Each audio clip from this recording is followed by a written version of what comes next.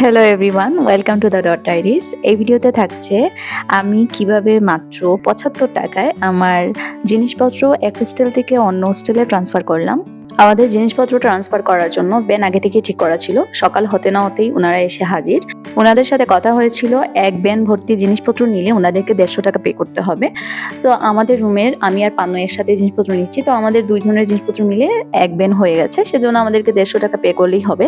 কিন্তু তার মধ্যেও কিন্তু আছে, কেউ যদি চায় যে নিজের জিনিসপত্র ওনারাই নিচে নামাবেন এবং ওনারাই আবার হোস্টেলের থেকে উপরে উঠিয়ে দিবেন জিনিসপত্রগুলো, তখন কিন্তু তাদেরকে ডাবল পে করতে হবে, মানে ৳৩০০ পে করতে হবে। কিন্তু আমরা যেহেতু আমাদের নিজেদের জিনিসপত্র নিজেরাই নিচে নামিয়েছি, আবার ওই হোস্টেলেরও নিজেরাই উপরে উঠাবো, সেজন্য আমাদেরকে আর এক্সট্রা পে করতে হচ্ছে না।